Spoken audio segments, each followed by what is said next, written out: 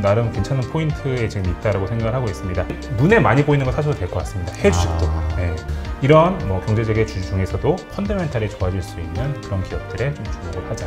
내가 이 기업을 사는 이유 한 3-4가지. 그 중에 하나라도 조금 삐끗하기 시작하는 느낌이 나면은 그때는 좀 냉정하게.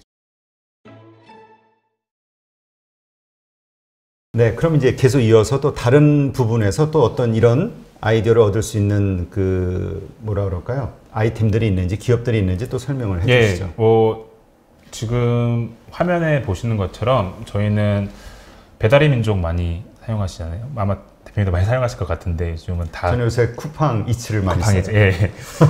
훨씬 빠르긴 하더라고요. 쿠팡 이츠가 배달의 민족, 사실 배달의 민족 김봉진 대표를 여러 번 인터뷰를 했었는데 미안하긴 한데 쿠팡 이츠가 조금 더 좋은 것 같아요. 빨리 넘어가도록 하겠습니다. 네, 저는 지금 편해요. 네. 그래서 미국도 미국의 이제 쿠팡 이츠 배달의 민족이 생각보다 잘 되고 있습니다. 네. 이게 생각보다 잘 되고 있다는 게 포인트예요. 이게 뭐냐면은 작년에 코로나 때문에 다 집에 갇혀 계실 때는 어쩔 수 없이 썼던 경향이 좀 있어요. 네. 밖에 나가지 못하니까. 근데 미국에 한 1분기 정도에 백신이 보급이 되고 사람들이 막 뛰쳐나오기 시작하면서 이제 사람들이 밖에 있는 레스토랑을 예전처럼 이용할 거야 라고 생각을 다들 했었는데 데이터를 뽑아보니까 그렇지가 않았다는 거예요. 물론 외식을 많이 하긴 하지만 여전히 집에서 이런 푸드 딜리버리를 통해서 식사를 하시는 비율이 여전히 높게 계속 유지가 되고 있다는 겁니다. 그래서 이런 부분도 코로나 이전과 코로나 이후의 변화다라고 보시면 될 것 같습니다. 네. 그래서 기본적으로 푸드 딜리버리 서비스 사업자들 같은 경우에는 일단 좀 관심 종목에 좀 넣어두시고. 보통 우리 대시도인가요? 도어대시라든지 우버도 우버 이츠가 있고 하게 되니까. 네. 그러니까 개별로는 없고 그냥 우버 자체가 그냥 그 사업을 같이 하나의 사업 부문적으로 하고 있습니다. 그래서 그런 기업들을 좀 이렇게 하나씩 관심 종목에 넣어두시고 좀 살펴보는 것도 굉장히 좋은 전략이다라고 생각하고 있고요. 근데 이 배달 사업과 관련해서는 또 투자자들 가운데서 불안해하시는 분들도 있는 게 우리 보통 기경제라고 해서 여기 종사하시는 분들을 직원으로 할 것이냐 이게. 근데 이번에 그 미국의 그 무슨 장관인가요? 맞습니다. 노동부 장관. 네, 노동부 장관인가 이거는 다 직원으로 뭔가 다시 해야 된다 이런 말을 했던 뉴스를 본 적이 있거든요. 그러니까 이게 만약에 그런 것들이 결정이 돼 버리면 이런 기업들에는 엄청난 인건비 부담, 이익에 엄청 높아지죠. 달라지잖아요. 정직원으로 인정하려고 할 경우에 엄청 높아지는데, 근데 이거를 좀 이코노미라고 해서 공유경제도 약간 구분을 좀 해보실 필요는 있을 것 같아요. 라이드 쉐어링, 차량 공유 같은 경우에는요, 그 차량 공유 드라이버들의 근무 시간을 따져보면은 거의 정직원으로 해도 무리가 안 될 정도의 근무 시간을 가집니다. 그러니까 사실 택시기사 아저씨분과 거의 비슷한 수준의 근무를 하는데 이런 푸드 딜리버리를 해주시는 분들의 평균적인 근무 시간을 봤더니 이거는 도어대시가 통계를 뽑아서 1분기 실적 발표에서 말해준 건데요. 4시간 정도로 갑니다. 4시간 정도? 그러니까 이건 약간 알바 개념으로 사람들이 많이 한다는 겁니다. 그래서 푸드 딜리버리 업계에서는 이거 정직원으로서 정부가 원하는 대로 할 수 있는 그게 아니다. 그리고 실제로 그 라이더라고 해야 되나요? 음식을 배달해 주시는 분들조차 원하지 않는다. 왜냐면 그분들은 되게 플렉서블하게 뭔가 일을 하고 싶기 때문에. 안 하고 싶을 땐 또 안 해도 맞습니다. 되고. 그래서 약간 좀 결이 다른 것 같습니다. 그런 규제 이슈에 있어서는 약간 결이 다르기 때문에 그런 부분도 계속적으로 체크해봐야겠죠. 그래서 요즘 최근에 그 주가 흐름을 보니까 그 도어대시 같은 경우는 빠르게 반등 좀 많이 떨어졌었잖아요. 계속 반등을 많이 하는데 우버 같은 경우는 좀 그 세가 상당히 좀 약하더라고요. 도어대시에 비하면. 규제 이슈가 나오면 우버는 바로 타격을 받습니다. 우버는 드라이버 이슈가 있으니까 맞습니다. 좀 다를 수 있겠네요. 같은 사업을 하고 있으니까. 그리고 경험 경제에도 저희는 좀 많이 말씀을 드리고 있고요. 또 제가 어려운 말을 썼는데 그건 아니고요. 콘서트 시장을 좀 주목해 보실 필요가 있어요. 오프라인 얘기하시는 건가요? 네, 오프라인 콘서트입니다. 이 기업이 좀 대표적인 사례가 될 수도 있을 것 같은데요. 지금 미국을 기준으로 말씀을 드리면은요, 6월 이후 올 여름부터 내년까지 콘서트 시장 굉장히 강할 겁니다. 왜냐면은 1년 반 동안 콘서트가 아예 열려서 사람들이 억눌려 있던 그런 게 분출이 되면서 엄청나게 콘서트를 많이 할 거거든요. 아티스트들도 돈벌이가 없었으니 엄청 나오려고 할 거예요. 어쩔 수 없이. 그래서 오프라인 콘서트 시장이 굉장히 세게 반등을 할 가능성이 높습니다. 근데 여기다 플러스 알파가 생겨버렸어요. 온라인 콘서트. 그렇죠. 예. 뭐냐면은 라이브네이션이라든지 주요 전 세계 엔터테인먼트 회사가 뭐 국내도 하이브 이런 데서 많이 그렇죠. 하는데요. 코로나 때문에 콘서트를 실외에서 못 하니까 인터넷으로 한번 콘서트를 해보자라고 해서 테스트를 좀 돌려봤습니다. 근데 너무 성과가 좋은 거예요. 왜냐면은 오프라인 콘서트를 해봤자 뭐 많이 모이면은 뭐 한 2만 명, 15,000명, 2만 명, 뭐 스테디움 이런 거 하면 하는데 온라인 콘서트를 하면은 몇백만 명씩 접속을 그렇죠. 하니까 이게 뭐 단가 뭐 표 티켓 가격은 다르지만 사실 그 큐의 사이즈가 완전히 확연히 다르니까 이 온라인 콘서트의 굉장히 매력을 알게 됐고요. 이 온라인 콘서트가 왜 좋냐면요. 수익성 역시도 엄청 좋습니다. 이걸 좀 라이브네이션의 예로 한번 말씀드려 볼게요. 네. 라이브네이션은 전 세계에서 가장 크게 콘서트를 기획하고 제작하고 하는 기업입니다. 엔터테인먼트 공영 사업자라고 보시면 됩니다. 근데 라이브네이션은 콘서트를 자기들이 직접 기획도 하고 제작도 하지만 그 콘서트의 티켓을 팔 때 그 티켓을 파는 플랫폼도 가지고 있습니다. 티켓마스터라고 아마 들어보셨을 거예요.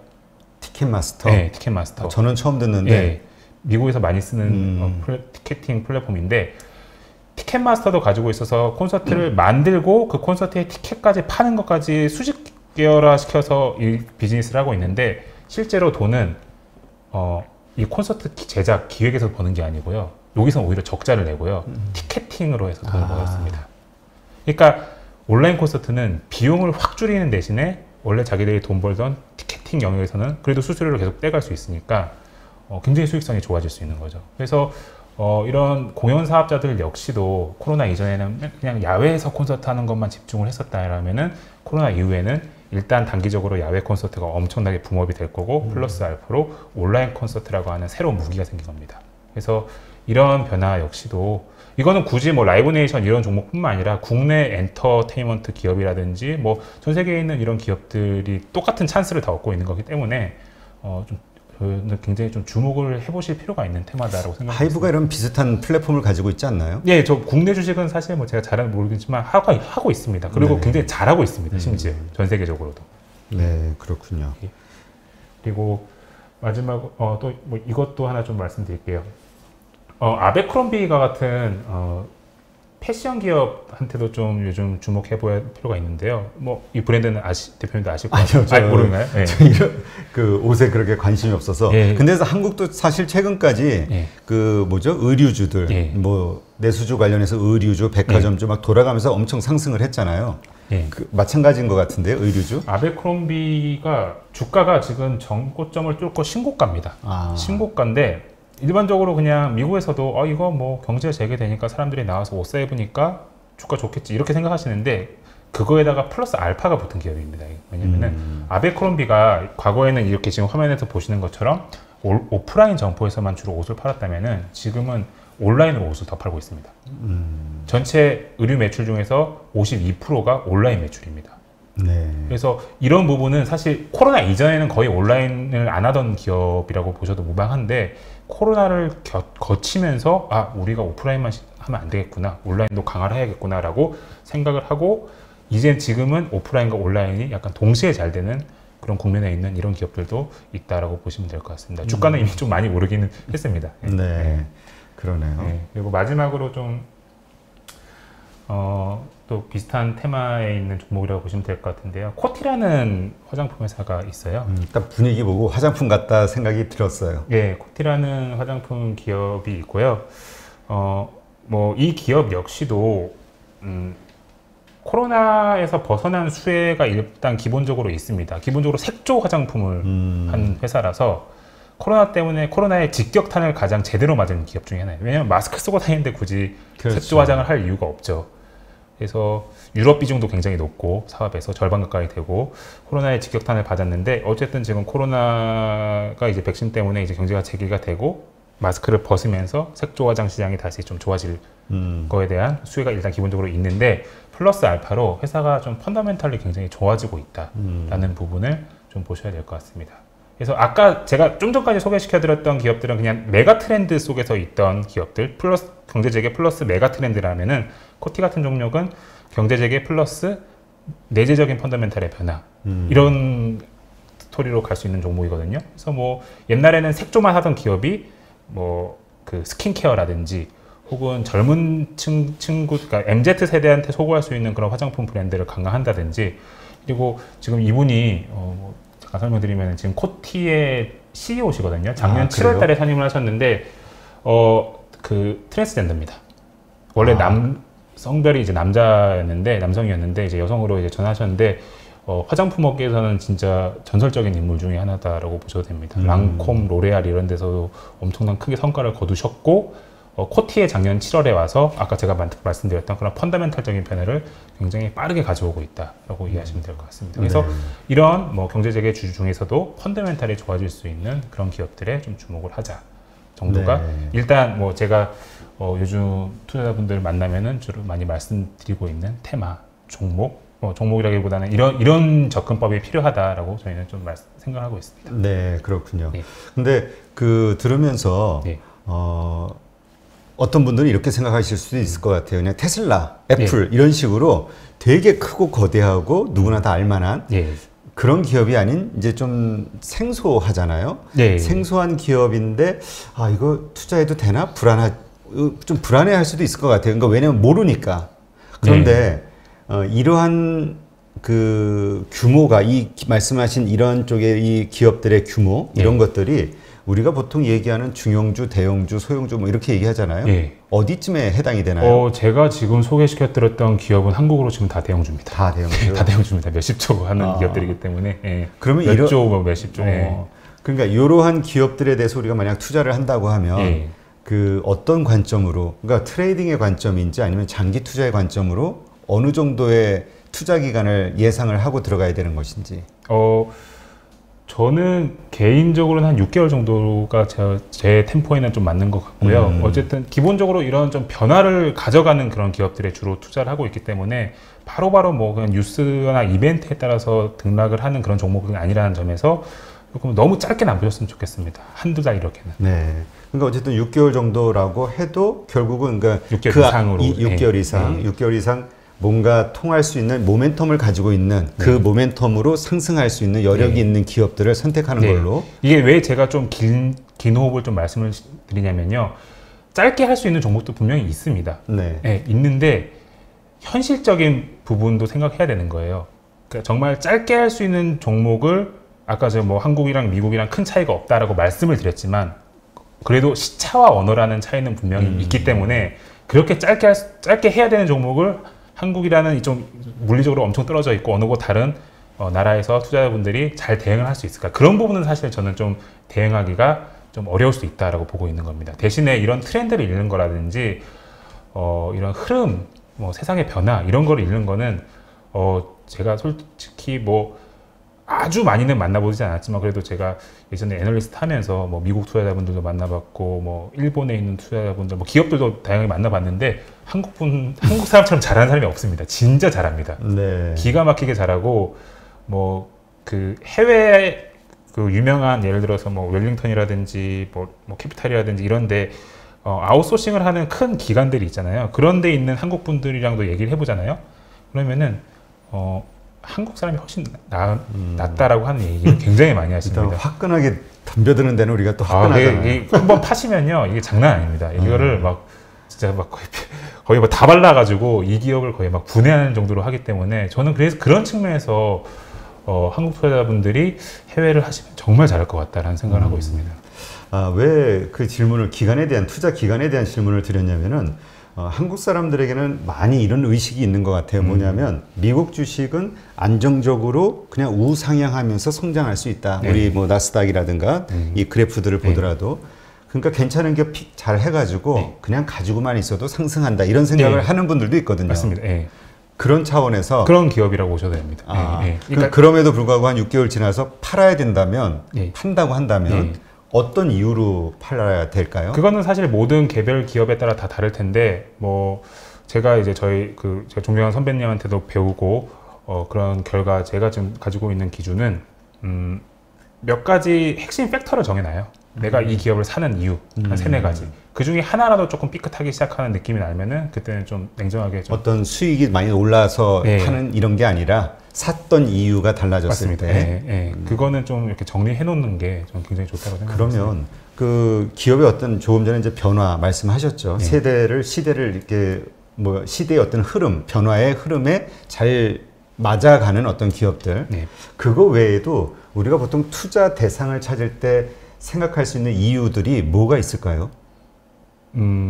일반적으로 사람들이 우리가 그냥 생각해 볼 때. 사실 주식 투자라는 게 그 시대의 변화를 잘 따라가는 기업에 투자를 하는 게 저는 거의 8할 이상이라고 좀 생각을 하고 있긴 하고, 그 시대의 흐름이라는 게 이게 큰 구조적인 변화일 수도 있고, 뭐 시클리컬한 시황적인 변화일 수도 있는 거잖아요. 그래서 뭐 시클리컬한 시황적인 변화일 수도 있을 것 같긴 한데, 그냥 좀 질문 주시는 거에 대해서 부분은 좀 뭐 해외 주식의 관점에서 좀 쉽게 좀 와닿게 좀 말씀을 드리고 싶은 게 하나 있는데, 그게 뭐냐면요, 그냥 눈에 많이 보이는 거 사셔도 될 것 같습니다. 해외 주식도. 네. 그러니까 제가 항상 예전에 많이 말씀을 드렸던 게, 제가 2015년 이때부터 말씀을 드렸던 게, 우리가 살면서 제일 많이 보고 있는 게 뭐냐면요, 일반적으로 제일 많이 보고 있는 게 뭐냐면은 컴퓨터잖아요. 그렇죠. 네. 근데 컴퓨터를 킬 때마다 우리는 마이크로소프트라고 하는 회사의 로고를 하루에 몇 번을 계속 보고 그렇죠. 있었습니다. 네. 그리고 뭐 당연히 뭐 핸드폰 애플 보고 있었고요. 그러니까 그런 식으로 눈에 이제 많이 보이는 그런 기업. 그래서 요즘 뭐 갑자기 떠오르는 예가 하나 있는데요. 그 요즘 백화점이나 어린 친구들이나 이렇게 보시면은 크록스라고 하는 신발을 굉장히 많이 신습니다. 들어본 것 같아요. 네, 크록스라고 해서 약간 고무 재질로 되어 있어서 굉장히 신축성도 있고 유연하고 미끄러지지도 않고, 그래서 의사분들이 굉장히 병원에서 진료 보시면서 많이 신으시고, 그게 작년부터 해서 엄청나게 한국에서도 많이 팔렸습니다. 인기가 특히 어린애들이 그 크록스를 사서 거기다가 막 이렇게 배지 같은 거 달고 많이 했거든요. 그러니까 이런 것들은 또 생활 속에서 많이 접하실 수 있는 그런 아이템인데, 의외로 잘 모르시더라고요. 크록스가 미국에 상장돼 있는 거. 그런데 주가가 대박 났어요. 그래요? 네, 주가가 잘 팔린다 싶으면 이거 괜찮네, 그러면 사야 되는 건데. 한국에서도 어차피 미국 기업은 글로벌 기업이 많기 때문에 한국에서 이거 잘 팔리네? 라고 하면은 그냥 한 번쯤은 그냥 인터넷에서 혹시 상장이 돼 있을까? 라고 딱 쳐보시고, 근데 꽤나 많이 상장이 돼 있습니다. 그래서 뭐 아까 말씀드렸던 아베크롬비 이런 의류 기업들도 뭐 이거 상장돼 있어야 하면 놀라시는 분들도 굉장히 많더라고요. 그래서 약간 우리 생활 속에서 이렇게 좀 뭔가 유행이 생겼네, 뭔가 자주 접하네 생각보다. 뭐 테슬라 같은 기업 역시도 그렇죠. 우리가 뭐 작년 재작년에 갑자기 도로에 테슬라 자동차가 막 보이기 시작하고 요즘은 너무 쉽게 보잖아요. 그 구간 동안 그 포인트만 가지고 투자하셨어도 나쁘지 않았을 거라 저는 생각하고 있습니다. 네, 그렇군요. 진짜 미국 기업은 매력적인 게, 거기에서 뭔가 히트를 하게 되면 그게 세계적으로 유행이 될 수 있다는 장점을 가진 게 참 매력적인 거라는 생각이 드는데, 마침 테슬라 얘기하셨으니까 요즘 테슬라에 대해서 정말 뭐라 그럴까, 논란이 많잖아요. 그 오너 이슈, 리스크. 일론 머스크가 테슬라의 장점이자 단점이다, 뭐 이런 얘기도 있고요. 근데 요즘 뭐 1000불 뭐 이렇게 가다가 이제 지금 600불까지 내려왔는데, 맞습니다. 지금이 저가 매수의 기회이냐, 아니면 이제 테슬라의 독점 시대는 끝나고 이제 정말 많은 자동차 회사들이 전기차를 만드니까 이제는 좀 부담스러운 가격대 아니냐, 이런 논란들이 있거든요. 개인적으로 어떻게 보세요? 저는 개인적으로는 테슬라에 대해서 되게 좋게 생각하는 투자자라고 보시면 될 것 같고요. 저는 나름 괜찮은 포인트에 지금 있다라고 생각을 하고 있습니다. 테슬라는 호불호가 되게 갈리는 기업입니다. 근데 흥미로운 게 한국 사람만큼 테슬라를 사랑하는 뭐라고 해야 돼? 나라도 없는, 한국만큼 테슬라를 사랑하는 나라도 없는 것 같아요. 투자해서 사랑하게 된 거 아닐까요? 네, 하나 차트를 보여드리면, 맞습니다. 그러니까 관심이 있으니까 사랑을 하는 건데, 이게 제가 보시면은 이게 저 화면에 나오는지 모르겠는데, 이게 전 세계는 아니고 한국 예탁원 기준으로 우리나라 사람들이 미국 주식을 얼마나 샀는지를 기반으로 테슬라 매수 비중을 한번 계산해봤습니다. 순매출은 아니고요. 순매수 금액은 아니고 단순 매수 금액인데, 작년에 거의 25%까지 올라갔었습니다. 이야, 엄청나네요. 지금도 뭐 한국 분들이 테슬라를 이제는 안 좋아한다, 뭐 좀 정이 식었다라고 하지만 매수 기준으로는 10%씩 사고 있습니다. 전체 미국 주식 가지고 있는 사람 중에 얼마나 팔지는 모르겠어요. 좀 많이 팔고 있다는 얘기는 많이 들리긴 하는데 요즘은 그래도 여전히 많이 관심들을 가지고 계세요. 그래서 뭐 여전히 호불호가 갈리지만 관심들을 가지고 계신다. 근데 호불호가 갈리는 이유가 좀 있는 게 당하시는 분들은 테슬라의 하반기까지는 내년, 내후년 그림을 보고 좋아하시고 싫어하시는 분들은 현재의 테슬라를 당연한 말이지만 보고 너무 싫어하시더라고요. 그래서 요 차이는 사실 사람에 따라 좀 다른 것 같습니다. 근데 저는 개인적으로 테슬라의 미래 성장 가치가 굉장히 높다라고 말씀을 드리고 있고 네. 테슬라는 이왕 테슬라 얘기 나온 김에 그냥 솔직하게 제 의견을 말씀드리면은 테슬라는 전 세계에서 가장 뛰어난 소프트웨어 기업이자 반도체 기업이다라고 보시면 됩니다. 제 관점입니다. 이거는. 반도체 기업이라는 건 잘 이해가 안 되네요. 소프트웨어 기업은 이제 이해가 되는데. 네, 그거를 제가 그냥 약간 좀 기술적인 내용을 좀 훑어가면서 좀 말씀을 드리도록 하겠습니다. 테슬라를 얘기하면은 지금 이 제품에 관심을 되게 많이 가지고 있습니다. 테슬라가 뭐 따로 파는 제품은 아니고요. 테슬라의 자동차에 좀 꽂혀 있는 자율주행 자동차, 그 FSD라고 하죠. Full Self Driving 시스템에서 쓰이는 하드웨어입니다. 그러니까 테슬라는 이 반도체를 통해서 아직은 완전 자율주행은 아니지만 지금 자율주행을 돌리고 있다라고 보시면 될 것 같습니다. 테슬라가 그래서 이 반도체 안에 엄청난 노하우를 넣어놨고요. 가장 핵심적인 노하우가 이 소프트웨어적인 노하우다라고 보시면 될 것 같아요. 이거는 직접 설계를 한 건가요? 직접 설계합니다. 그러니까 제작은 맡기더라도 소프트웨어부터 설계를 합니다. 알고리즘, 코드부터 다 직접을 하는 겁니다. 그러니까 그게 왜 무섭냐면은 테슬라 얼마 전에 뉴스 보시면은 테슬라 그 레이더라고 하는 그 보조 장치 있잖아요. 테슬라 그 자율주행 자동차 전기차는 앞으로는 카메라만 가지고 자율주행을 한다라고 이게 보도가 됐던 걸로 들으셨을 겁니다. 그게 왜 가능하냐면요. 시각만 가지고 자율주행을 할 수 있게끔 굉장히 치밀한 AI 알고리즘을 테슬라가 가지고 있기 때문이다라고 보시면 될 것 같아요. 그래서 이게 테슬라가 어떻게 자율주행을 하는지를 보여주는 연산 값들인데, 그러니까 테슬라가 자율주행을 할 때 이 4가지 연산들을 통해서 자율주행을 한다라고 그냥 이론적으로 생각하시면 됩니다. 근데 이게 하나씩 뭔지 그냥 아실 필요는 없을 것 같고, 요 컨볼루션이라고 하는 게 이게 이미지 분석하는 AI 연산입니다. 구글이 뭐 사진 가지고 이게 뭔지 판별을 하는 그렇죠. 그 연산이 요 연산을 통해서 나오는 건데요. 이 연산을 전체 자율주행을 돌릴 때 필요한 연산의 98%를 이 연산만 하고 있는 겁니다. 그러니까 눈만 가지고 한다는 거, 이미지 분석을 가지고만 자율주행을 한다는 겁니다. 근데 이렇게 소프트웨어를 짤 수 있는 기업이 전 세계에 있느냐라고 봤을 때 물론 지금 완성차 업체들도 많이 잘하고 있지만 아직은 좀 테슬라가 가장 앞서 나가 있는 측면이 있는 것 같고요. 근데 여기서 더 무서운 건 뭐냐면요.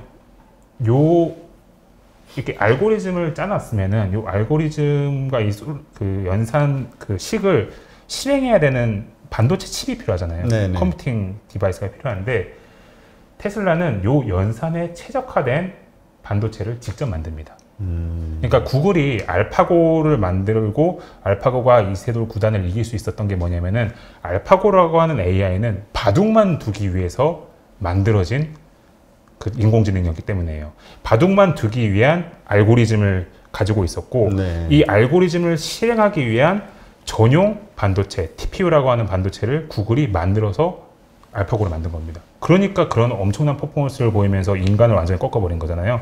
테슬라도 똑같이 이러한 알고리즘을 짤 수 있는 그런 능력 플러스 알파로 반도체를 직접 설계해서 이 연산에 최적화된 반도체를 만들 수가 있는 겁니다. 그래서 이 부분이 좀 무서운 거고, 이게 왜 다른 완성차 업체들과 좀 차이가 있냐라고 제가 말씀을 드릴 수 있는 부분은 다른 완성차 업체들은 요거는 할 수 있다고 저는 생각하고 있습니다. 그거는? 네. 연산 AI 알고리즘을 짜는 이 소프트웨어적인 능력은 어쨌든 워낙 우수하신 그런 AI 인력들이 많기 때문에 어떻게든 할 수 있는데 이 부분이 좀 딸릴 것 같습니다. 반도체를 직접. 그러니까 이 연산에 최적화된 반도체를 만들어야 되는데 완성차 업체들 입장에서는 아직 반도체를 만들 수 있는 능력이 좀 부족하다 보니까 엔비디아라든지 인텔의 모빌아이라든지 이런 범용 반도체를 만드는 기업들한테 가서 우리 이 소프트웨어를 돌리는 반도체 좀 만들어줘 이렇게 하고 있는 건데 범용 반도체다 보니까 이 연산을 최적화할 수 있는 그런 솔루션이 안 나오는 거예요.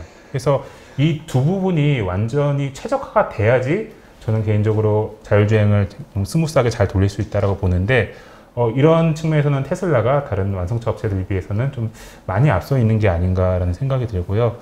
어쨌든 이 얘기가 전 세계에서 가장 소프트웨어 설계 능력이 뛰어나고 전 세계에서 가장 반도체를 잘 만드는 기업이 테슬라다라고 이야기 드렸던 그거입니다. 네, 그렇군요. 그러니까 이런 식으로 우리가 어떤 뭐 예를 들어서 테슬라에 대해서 이렇게 좀 더 정확한 정보를 가지고 있다면 어떤 확신이랄까 아니면은 그 자신이 투자한 어떤 그 뭐라 그럴까요?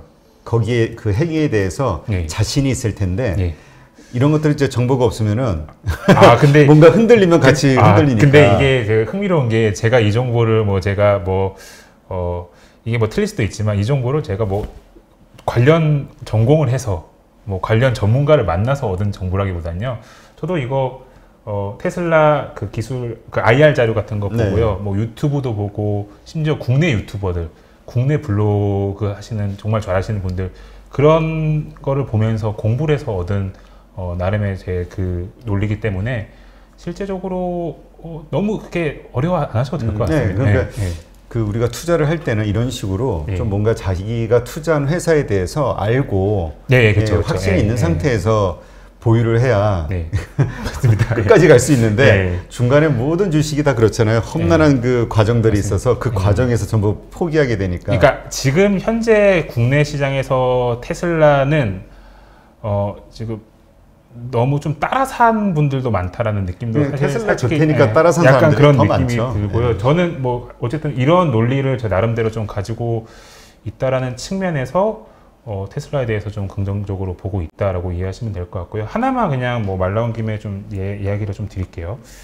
이거는 사실 오늘의 주제와 약간 기술적인 얘기라서 부끄러울 수도 있는데 테슬라가 이 반도체와 이제 소프트웨어 능력이 있다라고 말씀을 드렸는데 사실 하나 더 있는 건 뭐냐면요. 데이터를 가지고 있기 때문이다라고 보시면 될 것 같습니다. 그러니까 아시겠지만 테슬라는 지금 깔려있는 전기차, 자기의 전기차에서 다 데이터를 다 수집하고 있거든요. 그래서 이 데이터를 다 수집하고 있고 이 데이터를 가지고 알고리즘에 이 데이터를 적용해서 계속적으로 AI를 이제 업그레이드를 시키고 있다라고 이해를 하시면 될 것 같습니다. 그래서 데이터, 알고리즘, 그리고 반도체, 컴퓨팅 세 개가 모두 완벽한 회사다라고 이해하시면 될 것 같고 여기서 하나만 더 말씀드릴게요. 미국 IT 기업 투자하실 때 저는 요 세 개만 좀 참고적으로 좀 보셔도 된다라고 말씀을 드리고 있는 건데요. 저는 저한테 어느 날 너 한 10년 정도 들고 갈 수 있는 종목 뭐 있어? 라고 물어보면은 저는 일단 막연하게 딱 이렇게 얘기합니다. AI 기술을 가지고 있는 종목 투자해 라고 합니다. 그럼 되게 무책임해 보이죠. 이게 무슨 다 AI 한다고 난리치고 있는데 근데 그 다음에 제가 무슨 말씀을 드리냐면은 AI 기술 가지고 있는 기업 그러면 AI 기술이 뭐냐면은 요 세 가지 알고리즘, 데이터, 컴퓨팅 이 세 가지를 동시에 가지고 있는 기업이 AI 기술을 가지고 있는 기업이다. 그러면은 그 회사가 데이터와 알고리즘과 컴퓨팅을 동시에 가지고 있는지만 확인을 해봐라 라고 말씀드립니다. 그래서 이 동시에 가지고 이걸 세 개를 다 가지고 있다면은 그 기업은 좀 10년 정도는 투자해도 되지 않을까라고 말씀을 드리고 있고요. 예를 좀 들어드릴게요. 이게 또 제가 말이 많아지고 있는 것 같은데 AI라는 게 그렇게 별로 어려운 게 아니에요. 그러니까 사람이 수학 문제 푸는 거랑 똑같아서 숫자를 가지고 숫자를 방정식에 대입을 해서 사람의 머리로 수학 문제를 푸는 것처럼 AI도 데이터를 알고리즘에 대입을 해서 컴퓨터가 그거를 풀어내는 겁니다. 그러면은 한번 제가 예를 한번 들어드리겠습니다. 구글이 이 3요소를 다 가지고 있을까요? 네? 구글, 미국의 구글. 구글이? 이 3요소를 다 가지고 있을까요? 가지고 있을 것 같은데요. 그렇죠. 데이터 전 세계에서 제일 많이 가지고 있고요.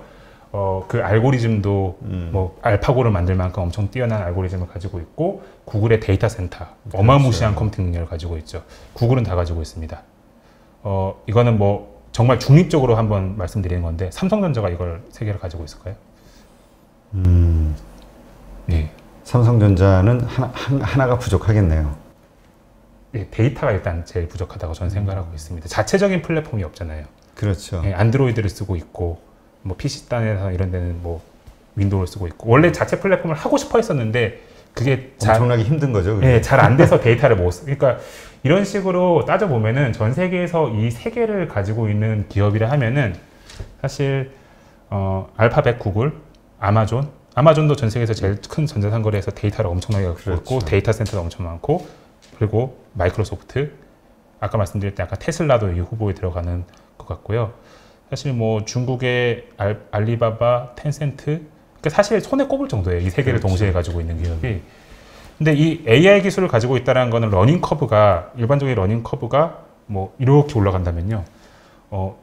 AI는 그거를 학습을 초단시간에 할 수 있기 때문에 러닝 커브가 엄청나게 속도로 올라가거든요. 그러니까 이런 기업들은 모든 사업에 다 진출할 수도 있는 겁니다. AI 때문에. 그래서 또 돌아왔는데 AI를 가지고 있는 기업은 요 세 개를 가지고 좀 판단을 해보시면 좀 도움이 될 것 같고 뭐 그런 기업이 뭐 의외가 아니고 너무 좀 당연하게 미국의 빅테크 기업들이라는 점에서 저는 그냥 뭐 미국의 빅테크 기업들은 좀 포트폴리오 일정 부분은 좀 중장기적으로 좀 넣고 가셔도 안정적으로 이제 미국 주식 투자할 수 있다라고 생각을 하고 있습니다. 네, 알겠습니다. 네, 아마 그 많은 분들이 미국에 대한 투자 막연하게만 생각하신 분들도 있고 그냥 많이 뉴스에서 본 그런 기업들, 네. 종목들에 대해서 그냥 소에 이렇게 들어가신 그런 분들도 많이 있는 걸로 제가 주변에서 봤는데 이렇게 이제 한국에서 우리가 투자할 때도 뭔가 정확하게 그 기업에 대해서 알고 들어가는 것처럼 미국 기업도 이런 공부를 하고 투자를 했을 때 예. 아마 수익률이라든가 예, 맞습니다. 그 결과가 훨씬 좋지 않을까 이렇게 생각이 듭니다.